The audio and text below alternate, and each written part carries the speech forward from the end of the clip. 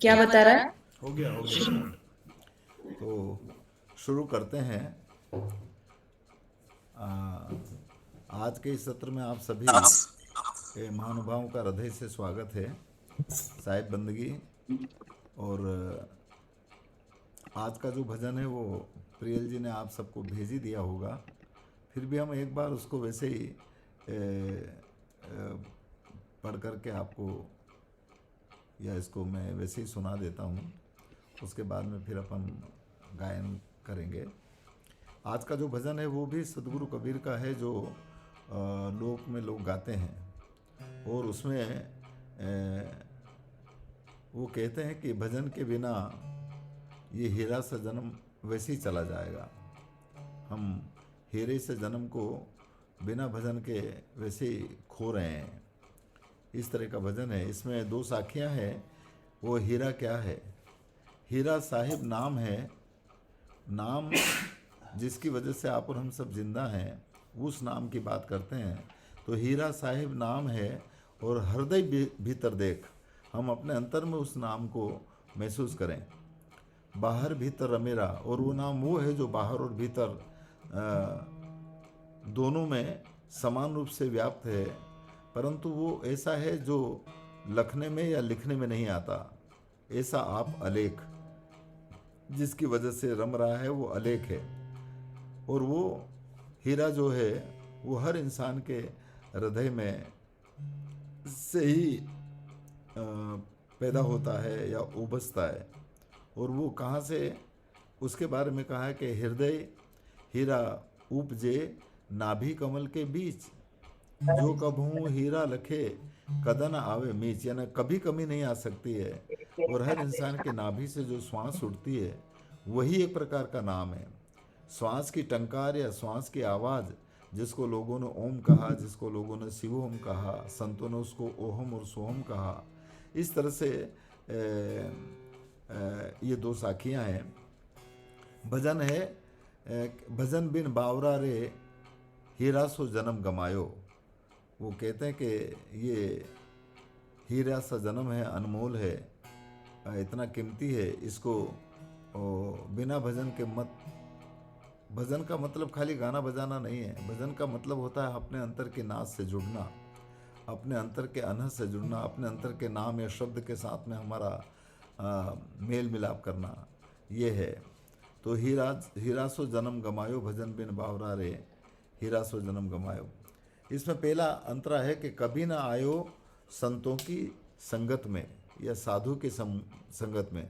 साधु, यहाँ पर साधु मेरे दृष्टिकोण से साधना के साथ संकेत है।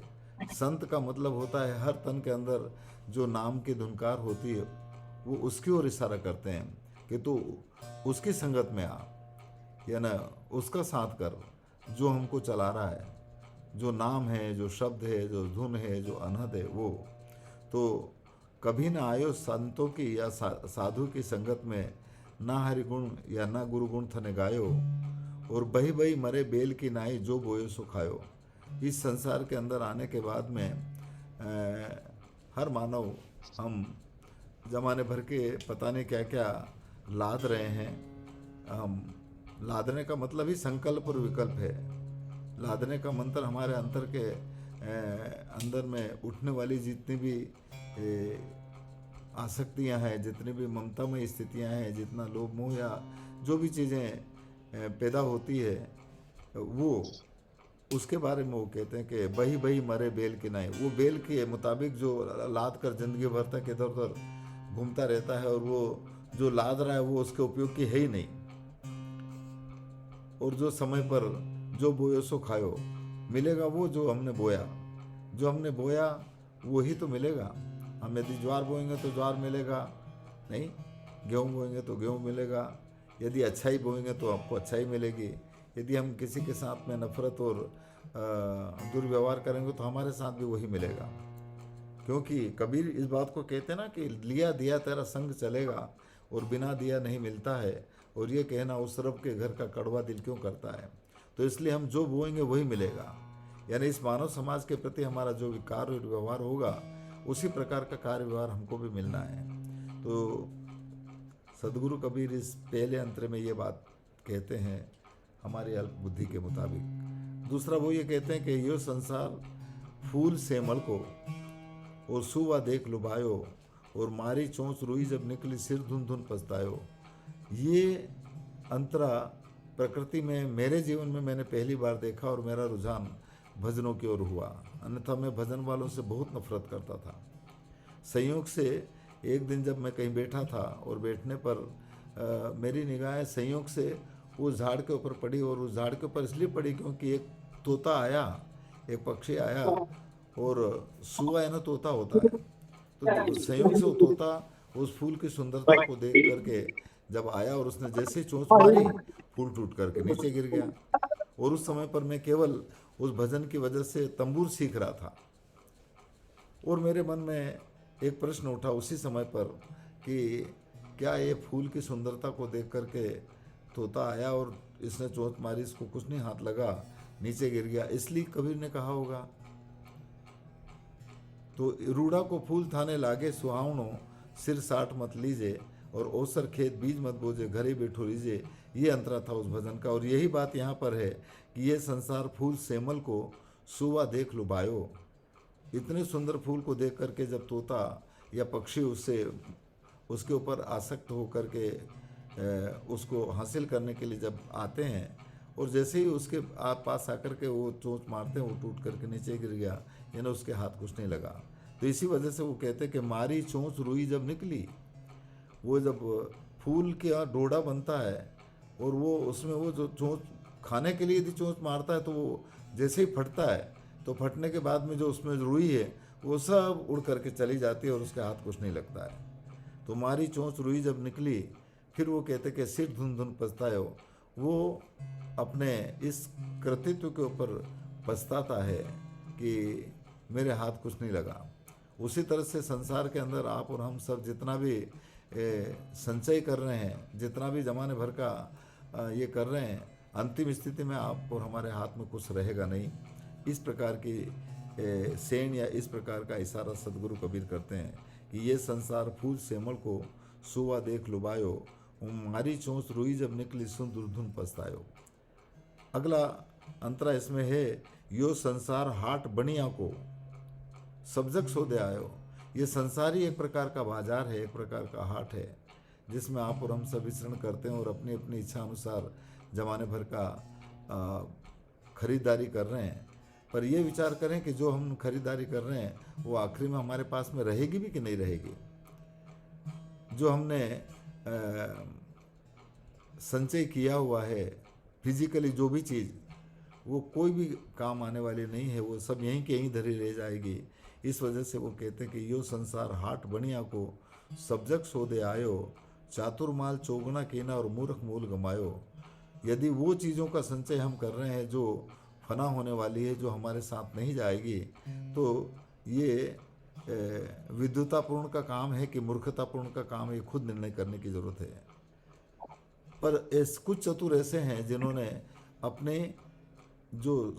अपना जो खरीदारी करी है, अपना जो माल खरीदा है, उन्होंने उसको चौगुना किया।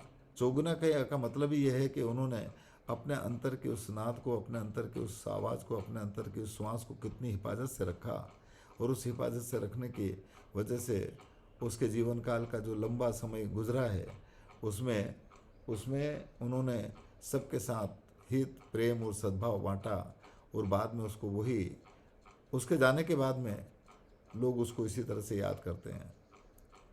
तो इसलिए इस संसार के अंदर जो लोभ की प्रवृत्ति है, जो आसक्ति की प्रवृत्ति है, जो ममतामयी स्थितियां हैं, वो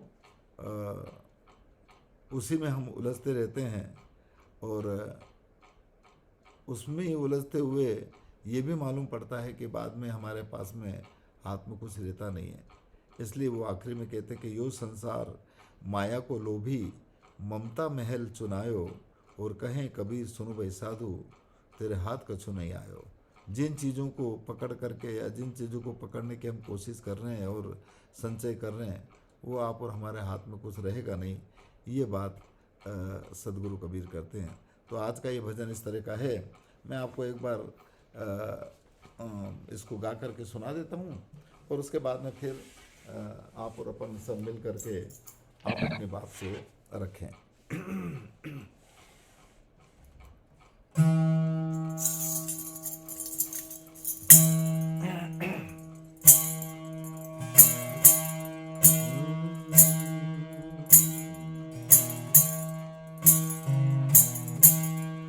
ए जी हीरा साहिब नाम है,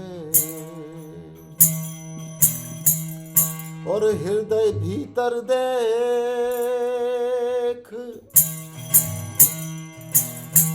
ए जी बाहर भीतर रमी रहा, ऐसा आप अलेख।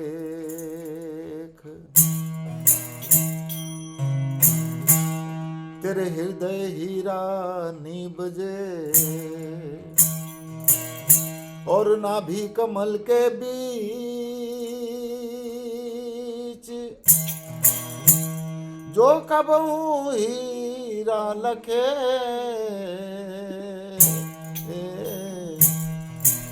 तो कदे न आवे मीच।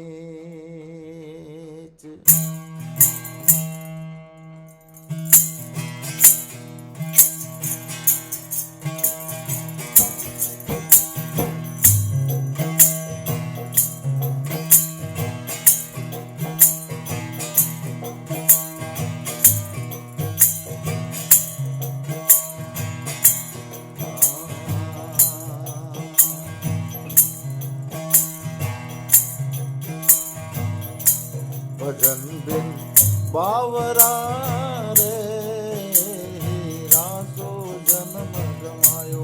भजन बिन बावरा रे, रासो जन्म गमायो।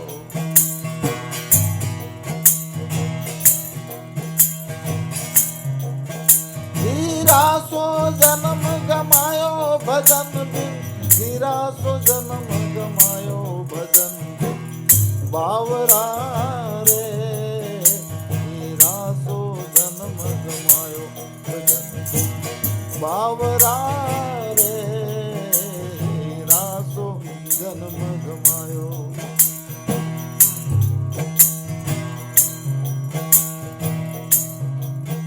हाँ कभी न बैठो साधु की संगत में,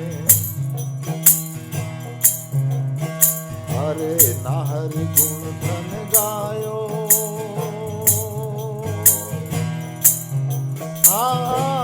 ना बैठो संतों की संगत में,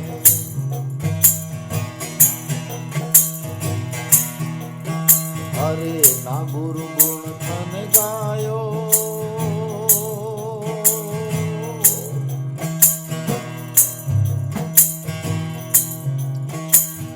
बही बही मरे बेल की नाई, बही बही मरे हो बेल की नाई, जो बोयो सो खायो रे। भजन बावरा रे, रासो जन्म गमायो।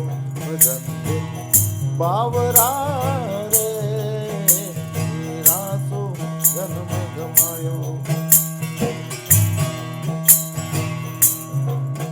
हीरा सो जन्म गमायो, भजन हीरा सो जन्म गमायो।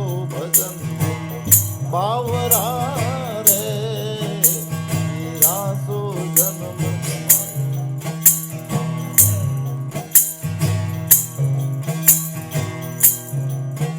अरे यो संसार फूल से मलको, सोवा देख लुभायो। आयो संसार फूल से मलको,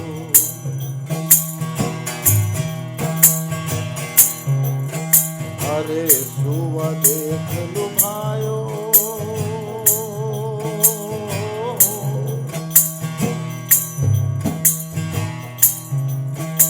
अरे मारी चोंचुरी जब निकली, मारी चोंचुरी जब निकली, सिर धुन धुन पछतायो।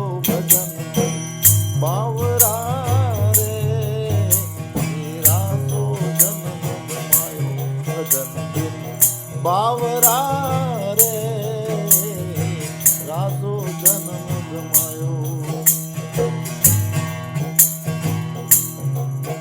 हीरा सो जन्म गमायो भजन बिन, हीरा सो जन्म गमायो भजन बिन, बावरा रे हीरा सो जन्म गमायो।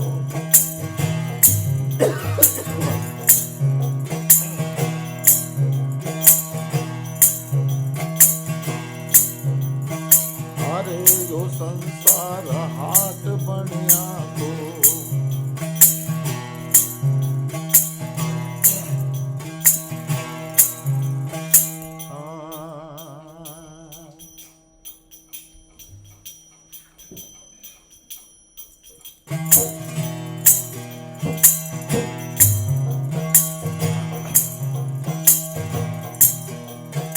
अरे यो संसार हाट बनिया को,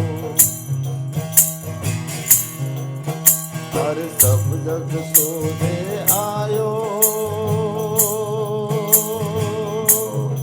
आयो संसार हाट बनिया को, अरे सब जग सोने आयो।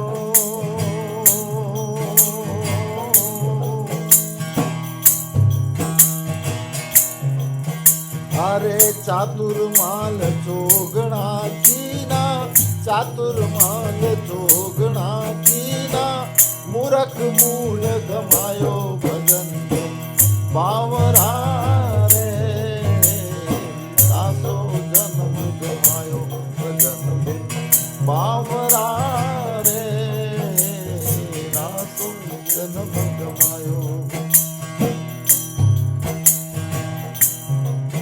हीरा सो जन्म गमायो भजन बिन, हीरा सो जन्म गमायो भजन बिन, बावरा रे हीरा सो जन्म गमायो भजन बिन, बावरा रे हीरा सो जन्म गमायो।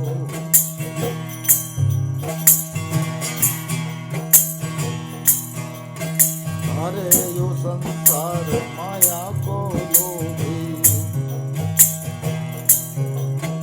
इन्हें ममता मेल चुनायो, हाँ यो संसार माया को लोभी,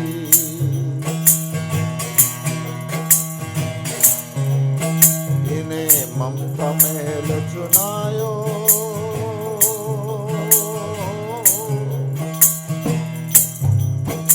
अरे कहे कबीर सुनो भाई साधो, कहे कबीर सुनो भाई साधो, तेरे हाथ कछु नहीं आयो भजन बिन, बावरा रे हीरा सो जन्म गमायो भजन बिन, बावरा रे हीरा सो जन्म गमायो।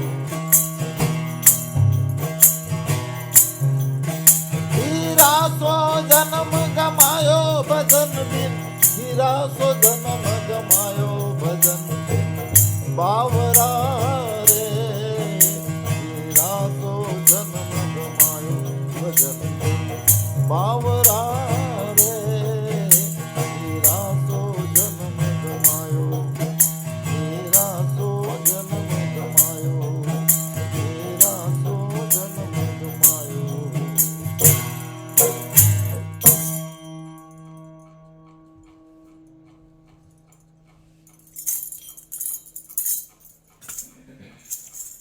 इस तरह से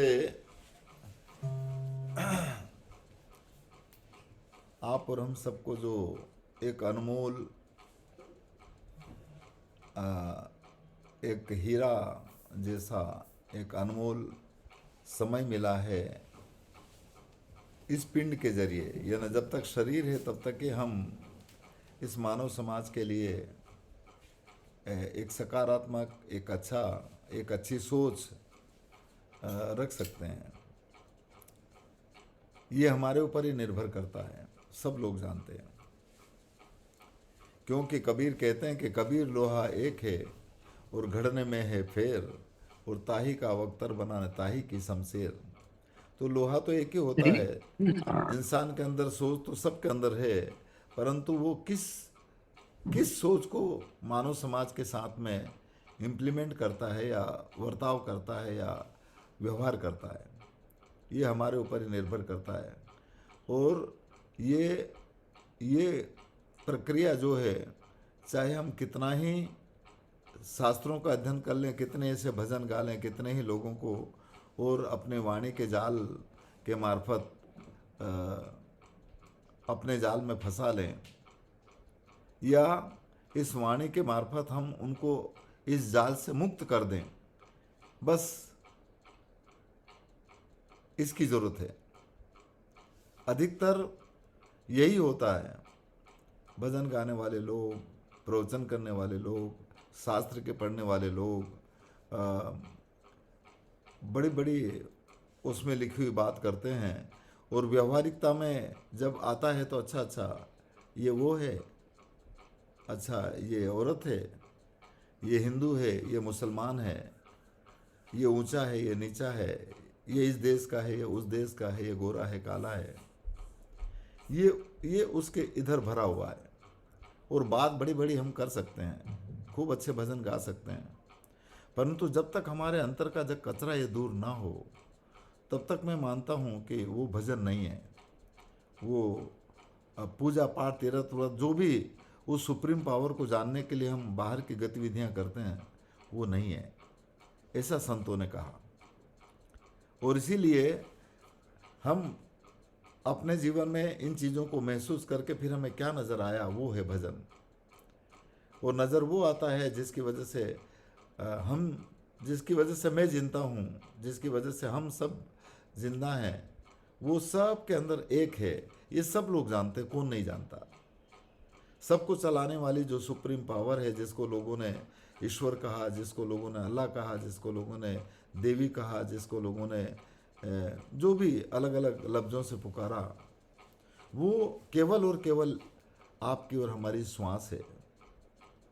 और वो इसीलिए इस साखी में कहा था कि हृदय हीरा निभजे और नाभि कमल के बीच, सबके हृदय रूपी जो धड़कन है वो तभी चलती है जब नाभि से श्वास उठती है। जिस दिन नाभि से श्वास उठना बंद, हृदय का धड़कन बंद हो जाएगा, सब लोग जानते हैं। और हृदय की धड़कन बंद होने के बाद में इस दुनिया के जितने देवी देवता, इस दुनिया के जितने बड़े बड़े ज्ञानी और जो भी हैं प्राण फूकने वाले लोग, उनको ला करके खड़ा कर दो, वो उस डेड बॉडी के अंदर, उस मुर्दे के अंदर, उस शव के अंदर एक एक रत्ती भर भी प्राण नहीं फूक सकते, सब लोग जानते हैं। पर फिर भी हमारे इस मानव समाज में बहुत सारे लोग प्राण फूक करके लोगों को सृजित कर रहे हैं। और सृजित उसको करते हैं जो बोलता नहीं है, जो खाता नहीं है, जो पीता नहीं है, जो कुछ नहीं करता, उसमें प्राण फूक सकते हैं। जब उसमें प्राण फूक सकते हैं तो इस पिंड के अंदर से जो ईश्वरी तत्व निकल जाता है, वो शिवत्व निकल जाता है। तो जब आपके अंदर वो कला याद है तो उसके अंदर फूंक दो। पर बताओ कितना जाल फैला रखा है उन चतुर लोगों ने, उन वंचक लोगों ने। ये बहुत विचारणीय विषय है। और इसीलिए गरीब साहब कहते हैं कि हंसा तू है आप सदा का, और तेरे ऊपर और न कोई ढांकन किसका ढाका। ये जितने भी लफ्ज हैं, ये लोगों को जाल में फंसाने के लिए है, ये भी हो सकता है। ईश्वर ब्रह्म आत्म परमात्म किया स्वप्न समहाका, और वंचक जाल रचे बहुभांति मिले नहीं जा फाका। जहाँ पर कुछ है ही नहीं और बस कर रहे हैं, लोगों को अपने वाणी के जाल में फंसा फंसा करके अपना उल्लू सीधा कर रहे हैं। तो बताइए अब क्या करें। इसलिए हम संतों की वाणी को सुने, और संतों की वाणी को सुन करके हम उसको अपने जीवन में महसूस करने की कोशिश करें, तब कहीं बात बने। तो इसलिए साहेब, जितने भी संत हुए हैं, उन संतों ने ये संदेशा जो अगम का है, ये संदेशा जो इधर नीचे का नहीं है, ऊर्ध गति का है। और वो ऊर्ध गति केवल और केवल आप और हम सबकी जो वाइब्रेशन है, जो श्वास है, जो ईश्वरी तत्व है, जो राम है, जो अल्लाह है, जो लफ्ज़ों से जो भी पुकारना चाहें, जहाँ जिसकी आस्था हो, वो है। और वो कभी भी आप स्वयं के बाहर नहीं मिलेगा और न आप स्वयं के बाहर वो है। वो आप और हम सब के अंदर है, पूरी दुनिया के अंदर है और बराबर है, और उसमें रत्ती भर भी कम ज़्यादा नहीं है। और उसको यदि महसूस करना है, उसको यदि पाना है, तो हम अपने अंतर की यात्रा शुरू करें। बाहर की यात्रा करते करते इतना लंबा समय हो गया, किसी को 50 साल हो गया, किसी को 80 साल हो गया, किसी को 85 साल हो गया, किसी को 20 साल हो गया, सब कर रहे हैं। ठीक है भैया, इतने समय तक बाहर की यात्रा कर ली, तो अब थोड़ी सी देर के लिए अपने अंतर की यात्रा कर लो। थोड़ी सी देर के लिए अपने इस रंग महल में ही आ जाओ। इसीलिए तो कबीर कहते हैं कि घड़ी थोड़ी सी देर के लिए इस रंग महल में आओ। वहाँ पर वो आलम जो सबका एक है, वो ईश्वर जो सबका एक है, वो खुदा जो सबकी आह में मौजूद है, सबका एक है, जिसने सबको सृजित किया,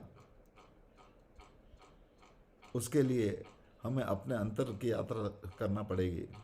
अपने इस रंग महल में आना पड़ेगा, इस मंदिर में आना पड़ेगा, इस मस्जिद या गुरुद्वारे में आना पड़ेगा। ऐसा संतों का कहना है। और इसीलिए एक भजन हमने सुना था कि मियाँ तूने मस्जिद कहाँ बनाई? वहाँ बनाई, पत्थर काट तस्वीर बनाई और कपट कपट के हाथ डुलाई। दिल का तस्वीर तो खोजा नहीं, वो मालिक तूने कहाँ पाई? यानी वो खुदा को, वो ईश्वर को तो वहाँ कैसे पा सकता है? वो तो उसमें है जिन्होंने छीनी से खोट ठोट करके उसको बनाया, उसमें वो है, या वो तेरे में है। अनेक शब्दों के मार्फत अलग अलग तरीके से उन महापुरुषों ने ये अनुभव करा, ये अपने अंतर में देखा, उसके बाद में उन्होंने कहा।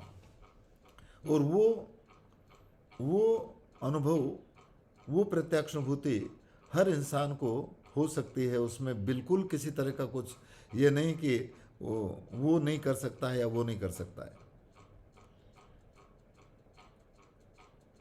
और इसीलिए इस तरह के संदेशा, इस तरह का सेण, इस तरह का जो संकेत है, वो अनेक जो संत हैं वो लेकर के आए। इसलिए एक भजन है कि अजब संदेशो लाया, जीव दुखी देखा संसारा, ताही कारण चले आया। कुछ ऐसी शख्सियत, कुछ ऐसे महापुरुष हुए हैं जो यहाँ आकर के उन्होंने अपने अनुभव को जो देखा वो कहा, और उस भ्रम से मुक्त करने के लिए कहा, भ्रम में फंसाने के लिए नहीं कहा। और ये तभी संभव है जब हम इन हदों से, जो इस मानव समाज में हमने हद बना रखी है, ज्ञान की, ध्यान की, योग की और अनेक प्रकार के बाहरी गतिविधियों की, इन हदों से ऊपर तब उठ पाएंगे जब हम इन हदों में या इनको करके महसूस हुआ कि नहीं हुआ, और ये करने के बाद में हमें क्या महसूस हुआ, हम उससे ऊपर उठें। कहीं ऐसा ना हो कि हम वहीं पर बैठे रहें।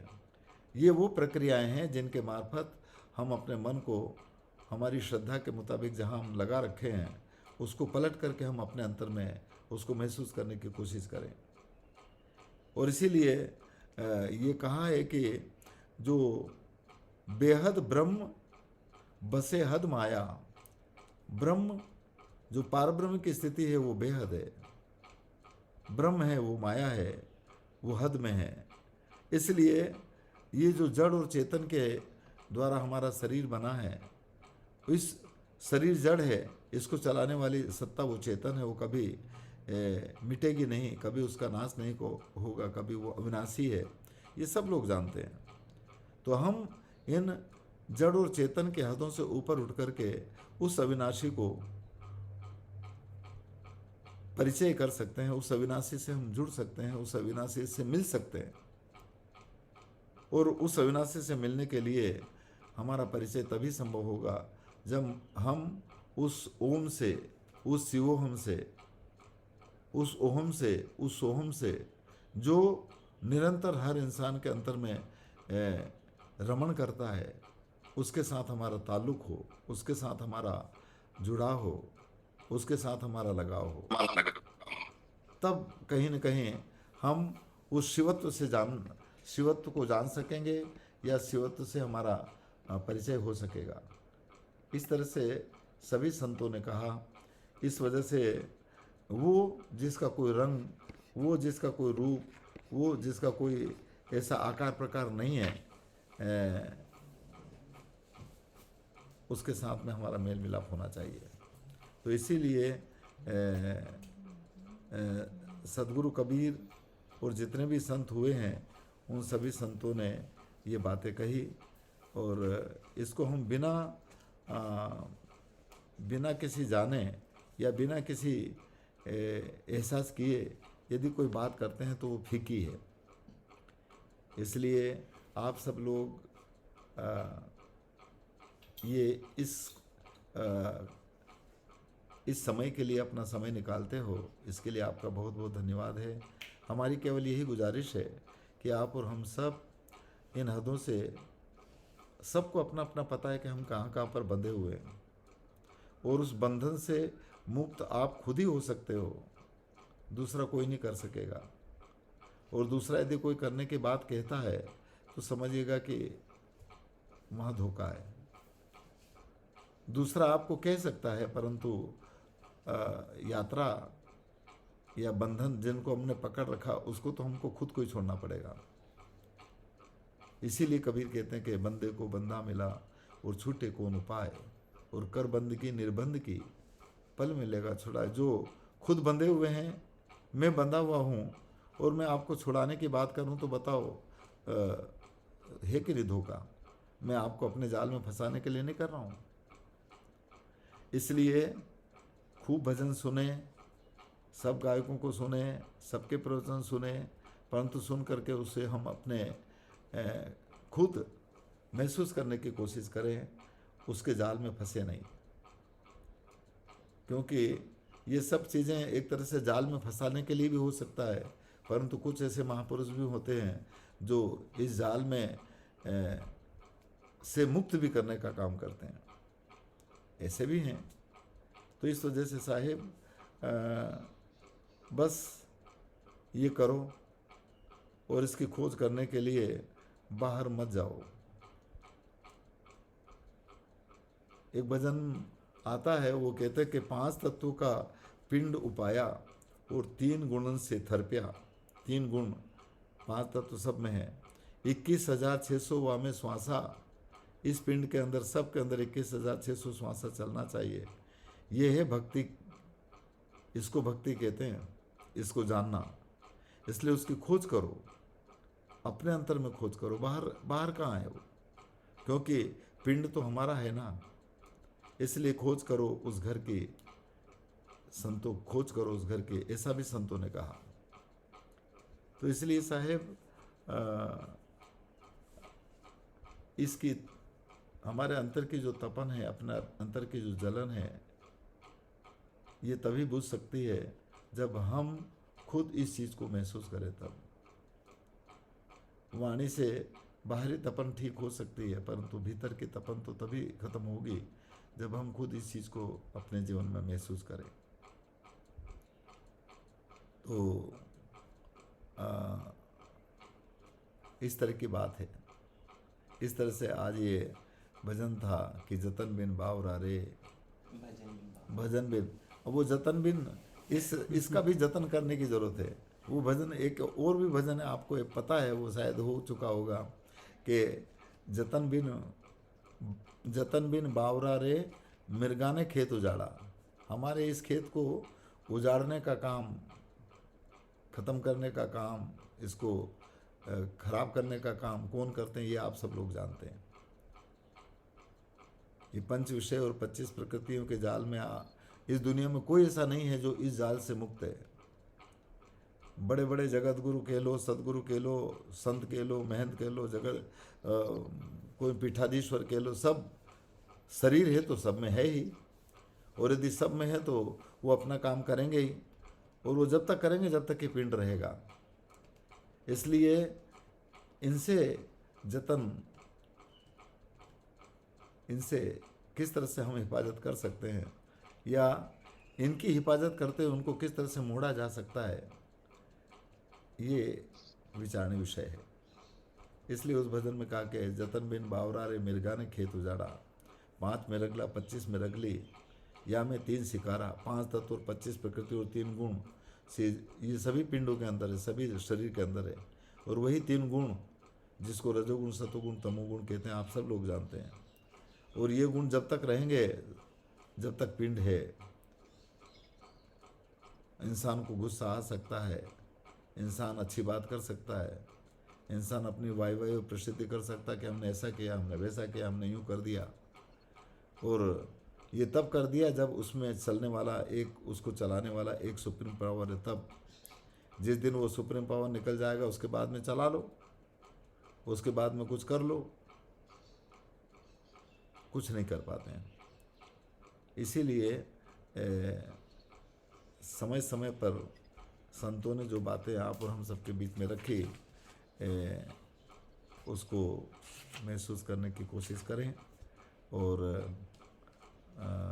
और इसके अलावा जो आपको यदि किसी तरह का कुछ अंतर में उद्गार पैदा हो रहे हैं तो वो आप रखिएगा सबके सामने, ताकि आप और हम सब भी उसके ऊपर चिंतन करें, हम सब भी उस उद्गार से वाकिफ़ होकर के उससे मुक्त होने की, उससे किस तरह से हमें छुटकारा मिल सकता है, वो करें। उधर करो, कौन कौन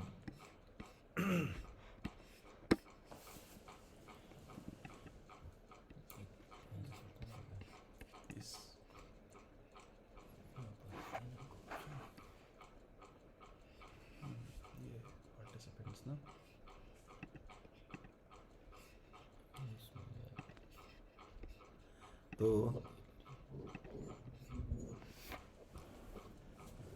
कहिए, अब आप अपने मन के उद्गार जरूर रखिए, ताकि आप और हम सब उससे भी कुछ सीख सकें, क्योंकि सबके अंदर वो एक रूहानी तालीम है, और जो भी बात अपनी रखते हैं वो निश्चित रूप से अपनी जगहों पर बिल्कुल ठीक है, इसलिए रखना चाहिए।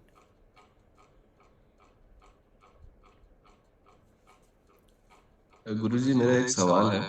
जरूर। तो गुरुजी, ये संत कबीर के पद में ये जो माया शब्द है ना, क्या ये माया शब्द से कबीर जी सिर्फ सांसारिक मोह माया की बात कर रहे हैं, या इस माया के अर्थ में कुछ और भी चीजें हैं? पहले तो ये समझे कि माया क्या है, नंबर 1। और माया के बारे में कबीर साहब कहते हैं कि संतों दृष्टि पड़े सो माया, जो चीज़ दिखती है वो सब दृष्टि में आती है, वो सब माया है। पर माया भी 2 प्रकार की, एक तो मोटी माया जिसको हम पकड़ सकते हैं, जिसको हम छीन सकते हैं, जिसको लूट सकते हैं, जिसको काट सकते हैं, बांट सकते हैं। और एक वो माया जिसको काटा नहीं जा सकता, जिसको बांटा नहीं जा सकता, पर है। इसलिए कबीर एक जगह पर कहते हैं कि मोटी माया सब तजे और झीणी तजे न कोई, और पीर पैगंबर ओलिया झीणी सबको खाए। आप और हमारे जैसे लोग रोटी खाना छोड़ देते हैं, घर बार छोड़ देते हैं, पैसा वैसा मान लो वो दूर कर देते हैं या छोड़ देते हैं, लुटा देते हैं, परंतु अंतर की माया से वो मुक्त हुए कि नहीं हुए। अंतर की माया वो है कि ये मेरा है, मैं इतना अच्छा हूँ, मैं इतना ज़्यादा जानता हूँ, मैं इतना ज्ञानी हूँ, ये भी एक प्रकार की माया है। इस वजह से मोटी माया छोड़ सकते हैं, पर झीणी माया जब तक हम दूर नहीं करें, और झीणी है आसक्ति, अटैचमेंट, लगाव या दुराव, जो भी हो सकता है, लगाव भी हो सकता है, दुराव भी हो सकता है, वो भी एक प्रकार की माया है, पर वो पकड़ने वाली नहीं है, जिसको हम पकड़ करके किसी को दे नहीं सकते, परंतु वो है। इस वजह से कहा कि मोटी माया सब तजे और झीणी तजे न कोई, और पीर पैगंबर ओलिया झीणी सबको खाए। जिन्होंने झीणी माया तज दी ना, तो मोटी अपने आप अलग हो जाएगी। झीणी माया जिन तजी और मोटी गई बिलाए, और कहें कबीरता दास से फिर सब दुख गए हिराए। हम हर दुखों से मुक्त तब हो सकते हैं जब झीणी माया से भी जो हमारे अंतर में कल्पनाएं उठती ना, कि मैं ऐसा कर लूँ, मैं यूँ बन जाऊँ, मैं इतना धनवान बन जाऊँ, या मैं इतना गायककार बन जाऊँ, या मैं इतना ज़्यादा ज्ञानी बन जाऊँ, या मैं मेरे इतने फॉलोअर्स बन जाए, या मेरा इतना कंटेंट बन जाए। ये भी एक प्रकार की माया है। तो मेरे विचार से ये है। बहुत अच्छा आपका प्रश्न है बाबू। आप और हम जब तक रहेंगे ना, तब तक इस माया से कोई आदमी मुक्त नहीं हो सकता है। सवाल केवल यह है कि उस माया को हम किस तरह से मोड़ें। हम किस तरह से उस राह में चल कर के हम किस तरह से उससे उसको मोड़ लें। और माया के बिना काम चलना नहीं है। यदि माया नहीं है तो कुछ नहीं है। क्यों नहीं है? क्योंकि यदि हमारा शरीर नहीं होता तो बताओ आप और हम कैसे मिल पाते। इसलिए माया जरूरी है। पर माया दो ही प्रकार की, एक मिलावे राम को एक नरक ले जाए। तो हम किस माया को चुनते हैं, ये अपने ऊपर निर्भर करता है। सब बात करते हैं माया माया के बारे में, चलो चलो सब कोई कहे न पहुँचे बिरला कोई। और एक कनक एक कामिनी दुर्गम घाटी दो है। हमारे अंतर की कामिनी, हमारे अंतर की जो इच्छाएं हैं, हमारे अंतर की जो ममतामय चीज़ें हैं, हमारे अंतर की जो आसक्तियां हैं, उससे हम खुद कितने मुक्त हैं, या हमने अपने अंतर की आसक्तियों को कितना कम कर लिया है, या उन आसक्तियों में रह करके हम उसमें कितना नहीं फंस रहे हैं, ये अपने ऊपर निर्भर करता है। और भी कुछ हो सकता होगा। यहाँ पर बहुत सारे ज्ञानी, बहुत सारे गुणी लोग हैं, वो भी अपनी बात रख सकते हैं इसके ऊपर। थैंक यू गुरुजी, शुक्रिया। पिछली बार आपने माया के ऊपर ही भजन गाया था। जी जी। माया महा ठगनी हूँ। उसमें जो मुझे सबसे अच्छी बात लगी वो ये लगी थी कि जो मन से ना उतरे वही माया है। पैसे कमाना तो बुरा नहीं है, लेकिन पैसे मन से ना उतरे तो फिर माया। तो पिछली बार मैंने आपसे सबसे अच्छा यही बात सीखी। जी जी, बिल्कुल ठीक बात आप कह रहे हैं। जो मन से ना उतरे माया का हवे सोए। और पिछले आज हम कलकत्ता में हैं। अवधूत देवीदास सेवा संस्थान करके है। और कल शाम को हम यहाँ पर आए, और आज यहाँ से आप सब लोगों से दीदार करने का मौका मिला। यहाँ पर देवीदास जी का एक संस्थान है, जहाँ पर उनके डिवोटीज़ हैं, अवधूत लक्ष्मी नारायण जी, जो पुलिस में डीजीपी हैं। और बस यहाँ से ये कार्यक्रम हो रहा है। तो पिछली बार हमने एक गाड़ी में चलते चलते किया था, और उसमें पिछली बार उन बच्चों ने एक भजन गाया था माया के ऊपर। दुनिया देखे खड़ी खड़ी, मार्ग में लूटे झड़ाझड़ी। तो ये सब आप जो कह रहे थे ना माया के बारे में, सब उसी में झड़ाझड़ी में लगे हुए हैं। फिर भी अभी जो साहब जी कह रहे थे कि जो मन से ना उतरे माया का हवे सोए, माया माया सब कहे। तो हमारे मन से ये आवरण कैसे उतरे या कितना उतरे, ये सबको अपने ऊपर ही घटित करके देखना चाहिए। और कोई? क्या मुझे जो एक लेसन था आपका जी, जो आपने सिखाया आज, कि प्रेम वही है जो खत्म ना हो, और दूसरा प्रेम वही है जो, दूसरा प्रेम तो आसक्ति है। ये मुझे बहुत अच्छी बात लगी आज। वो तो आप सब लोग ही जानते हैं। आपसे इधर वाइब्रेशन आ रही थी तो शायद निकल गया होगा।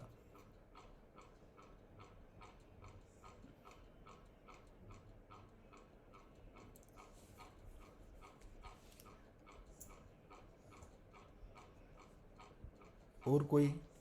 नरेश भगत जी, आप कुछ कहेंगे? मैं ही तो बोल रहा था। अच्छा अच्छा, वाह। जी जी जी।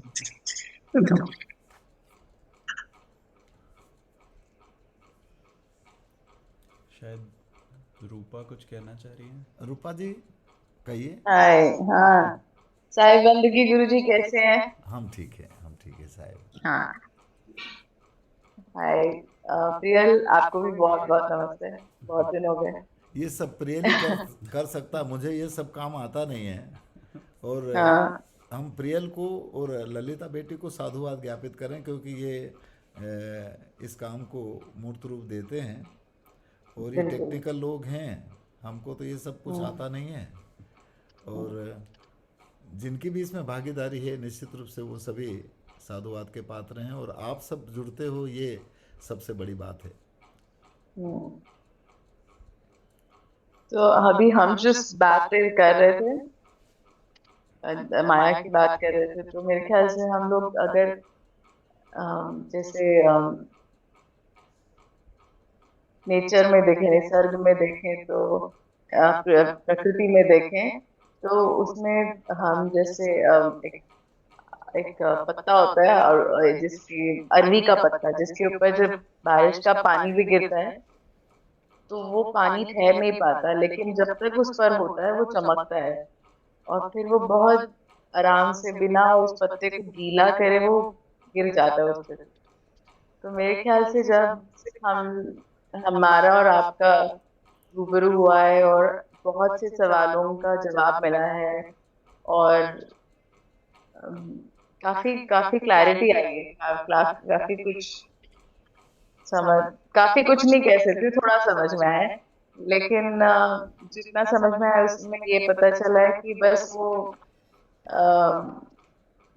अब जो जीना है वो उस पत्ते की तरह जीना है, अरवी के पत्ते की तरह, कि बस उस माया को समझना है अपने से अलग, और ये जीने का एक हिस्सा है। और कई हम क्या कहते हैं, हम किरदार निभाते हैं, या कई जैसे इस जिंदगी के नाटक में, तो वैसे किरदार निभा के चले जाना है अपने मूल रूप में। तो अपने पास कुछ जैसे क्या कहते हैं, उस किसी चीज से अपने आप को बहुत ज्यादा अटैच नहीं करना। हाँ, लेकिन जो भी कर रहे हैं, जो भी किरदार निभा रहे हैं वो बखूबी निभानी है। बस ऐसा लगता है कि वो भी ठीक है, और इससे बहुत हल्का लगता है। और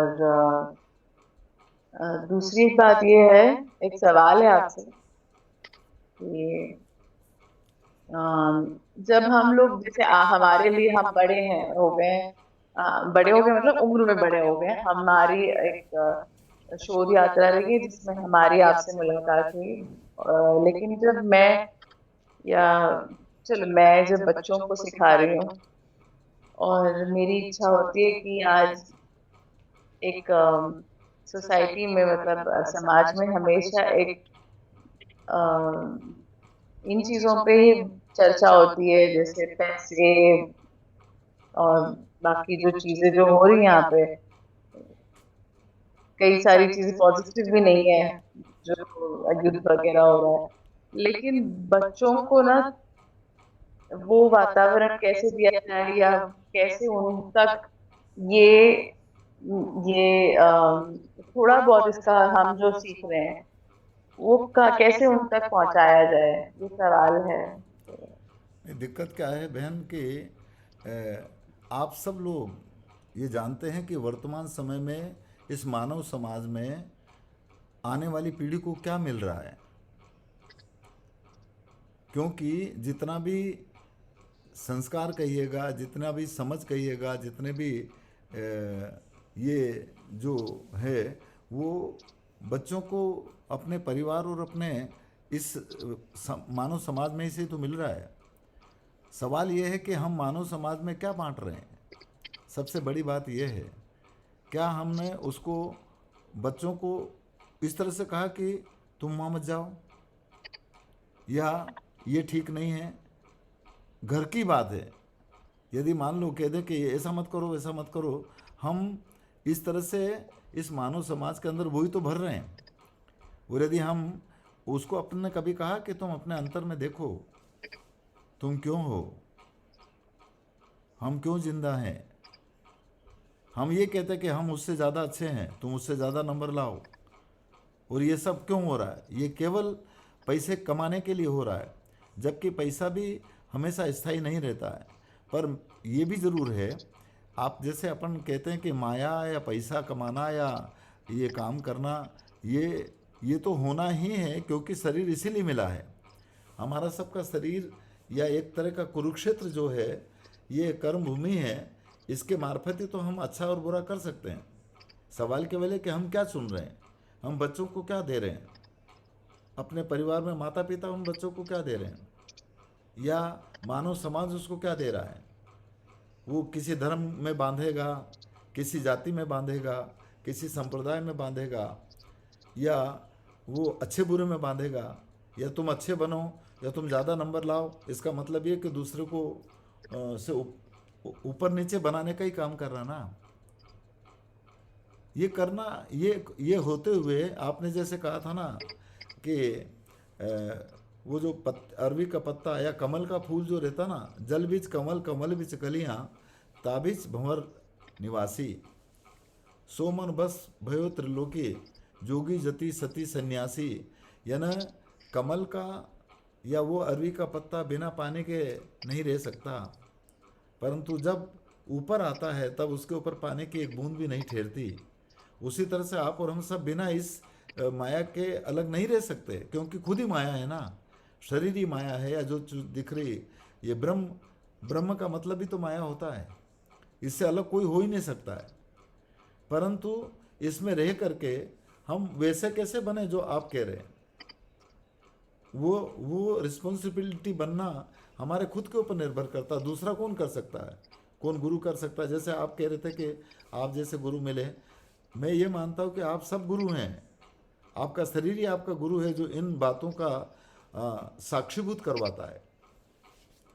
हमारे जैसे लोग खाली कह सकते हैं, परंतु आप अपने शरीर के माध्यम से ही उसको महसूस कर सकते हो। इसलिए सच्चे गुरु आप खुद हैं। आपका शरीर ही आपका गुरु है, जिसके मार्फत अच्छे का बुरे का और इस भौतिक संसार के रूप रंग और स्वाद का महसूस करना इस बिना शरीर के नहीं होता। इस वजह से आप खुद भी गुरु हैं। तो इसलिए इसमें रह करके हम क्या चुनते हैं, ये सबसे प्रमुख चीज़ है। तो बहुत अच्छा, आपको साधुवाद कि आपका चिंतन इस तरह का है। और कोई? उमर जी, उमर अली जी, आपका क्या सोच है, ये बताइए। उन्होंने सवाल पूछा था आपसे। अच्छा, ये अच्छा बाबू ने, ठीक है ठीक है ठीक है। तो और कोई? रंजीत जी, आप तो अखंड नहीं सही।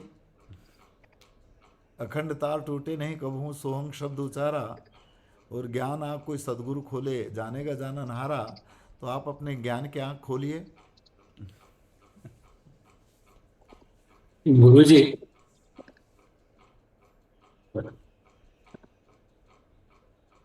शायद गुरु जी, साहेब बंदगी सभी को सादर प्रणाम वंदन। साहेब बन गए।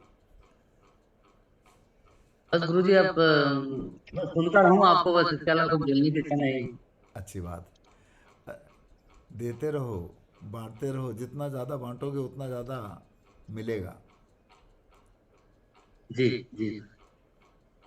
शायद आनंद जी आनंद जी बताइए। आनंद जी, आप कुछ कहना चाह रहे, बताइए। हाँ गुरु जी, मेरी आवाज आ रही है? आ रही है। ये साहेब बंदगी। साहेब बन गए। और मेरा कोई सवाल नहीं है, बट मेरा एक अनुभव ऐसे शेयर करना चाहता आप हूँ। अपना अनुभव साझा करिए। हाँ तो कौन से कुछ तो हाइड हो गया। हाँ, तो लास्ट मैंने भवचक्र करके एक टिबेटियन एक स्ट्रक्चर है, तो उसमें भी सबसे सेंटर में सुअर और ये जो हाँ, सुअर और सांप और कोबड़ा बोलते हैं मराठी में उसको, मुर्गा, मुर्गी या मुर्गा। हाँ, ये तीनों को माया से कनेक्ट किया है। जैसे मुर्गी बहुत सारा दाना खाता है, उसको पता ही नहीं चलता कि उसका पेट भरा है, वो खाते ही रहता है हमेशा, और उसका कलर भी खूबसूरत होता है। सुअर कितनी भी बार उसको उसको नहा दो, वापस उसी जगह पे जाता है, कीचड़ में ही जाएगा वो। सांप गुस्से का रिप्रेजेंटेशन किया है। तो ये तीनों माया, द्वेष अ, और तृष्णा की तरफ ही जाता है, लेके जाता है तीनों चीज। और ये अधोगति की तरफ, मतलब नीचे लेके जाता है हमको, नरक की तरफ। मतलब जो अभी हम लोग माया की बात कर रहे हैं, ये सब हम लोगों को नीचे की तरफ ही लेके जाता है, मतलब और इसी के अपोजिट, अगर ये तीनों हम लोगों ने कम कर दिया या ड्रॉप कर दिया, तो हम ऊपर की तरफ जाते हैं। जैसे आपने बताया है कि ऊपर जाना है तो इन तीनों को अ, छोड़ना पड़ेगा या कम करना पड़ेगा। बट ये यही मेरा अनुभव था उसमें से, देख के मैं वो शेयर करना चाहता था उर्दू। हुआ। थोड़ा मैं इस बात को थोड़ा नहीं समझ पाया, फिर भी आपने जो इन सांप की और सुअर की और मुर्गे के बारे में जो कही, हम उनका जो खाना पीना है या उनकी जो रहनी गहनी है, जो उनका चरित्र है, उसके बारे में सब लोग जानते हैं, आप भी जानते हैं। वो उन उस प्रकार के रहनी गहनी हमारे अंतर में कैसी है? उस प्रकार का सोच, उस प्रकार की करनी, उस प्रकार की कथनी या उस प्रकार का खान पान कहिएगा, हमारा कैसा है? हम अपने ऊपर उन जैसे संतों ने भी कहा कि ये जो अलग अलग प्रकार के रहनी गहनी वाले लोगों का जो कर्म है, उसकी वजह से उनका उतार या चढ़ाव या इस मानव समाज में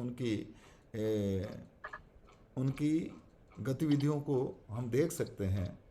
तो ये निर्णय विवेक और ज्ञान के मार्फत या प्रत्यक्षानुभूति के मार्फत हम अपने अंतर में करें कि हम खुद, दूसरे कर रहे हैं ठीक है, हम क्या कर रहे हैं, पहले अपने आप निबेड़ना चाहिए। ऐसा मेरा जहाँ तक ख्याल है। यदि हमारे अंतर में भी सांप जैसी प्रवृत्ति या मुर्गे जैसी प्रवृत्ति या और सुअर जैसी प्रवृत्ति है, तो प्रकृति ने जिन चीज़ों को बनाया उनको सबको अपनी अपनी जगहों से अच्छा बनाया होगा। सुअर को यदि देखें नहीं तो वो सुअर गंदगी साफ करता है।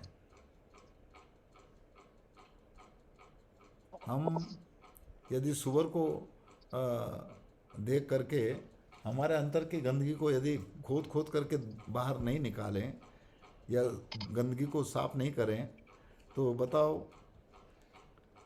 हम उससे क्या शिक्षा लिया? यदि उसको देख करके यदि हम भी हमारे अंतर की गंदगी को दूर करें तो बहुत अच्छी बात है। और यदि गंदगी को अंदर समेटें तो ये हमारे ऊपर निर्भर करता है।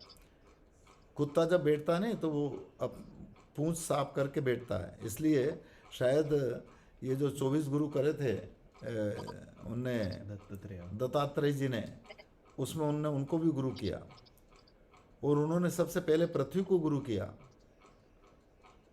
फिर वायु को गुरु। हमारे जो पंच तत्व है उन पंच तत्वों को ही उन्होंने गुरु किया। और यदि गुरु करना है ना तो ये जैसे शरीर, हाँ, शरीर रूपी गुरु ठीक है, अपनी जगहों पर आदरणीय है, वंदनीय है, परंतु जो पेड़ पौधे हैं ना वो सबसे ज़्यादा बड़े गुरु हैं। पूरी तरह से उनके हर गतिविधि को यदि हम समझ लें और उसको यदि हम अपने जीवन में फॉलो करें तो समझिएगा कि उससे बड़ा कोई गुरु नहीं है। कभी भी किसी भी पेड़ की छाया के नीचे कोई भी आदमी बैठ जाए, कुत्ता बैठे, आदमी बैठे, हिंदू बैठे, मुसलमान बैठे, उसने कभी उसको नहीं कहा कि तू यहाँ से उठ।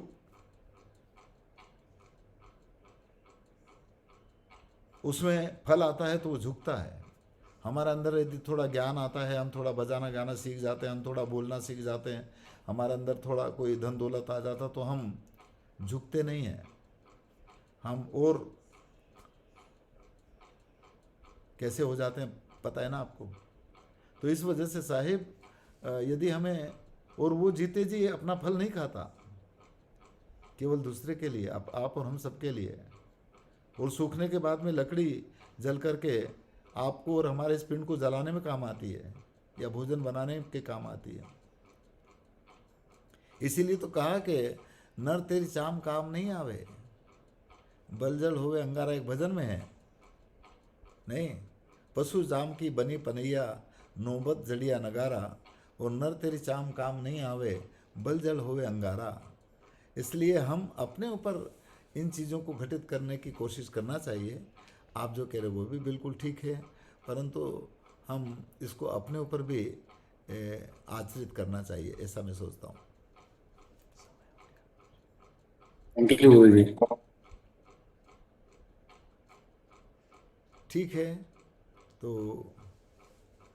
आप सब ने अपना समय निकाल करके अपने खुद के लिए समय निकाला, इसके लिए आपका बहुत बहुत धन्यवाद है। और आप और हम सब इसी तरह से संतों की वाणी को जनमानस के बीच में रखते रहिए। आप भी जगाने का काम करिए, और जगाने का मतलब ये है कि हम रखें और खुद महसूस करने का प्रयास भी करें, और ये संदेश भी होना चाहिए कि हम खुद अपनी ओर मुड़ करके अपने आप को देखें। और फिर इसी महीने के अगले महीने में, हाँ, आज तो आखिरी तारीख है, 31 तारीख है। अगले महीने में 7 जून को फिर हम आपसे मिलेंगे। 7 जून को भी हमारा एक कार्यक्रम है, परंतु सुबह मिलेंगे, और हमारा कार्यक्रम शाम को है। तो आपका बहुत बहुत धन्यवाद है। सबको साहिब बंदगी, अपना ख्याल रखिए, और सबका मंगल हो, सब खुश रहो, और अपने अंतर की यात्रा जारी रखो।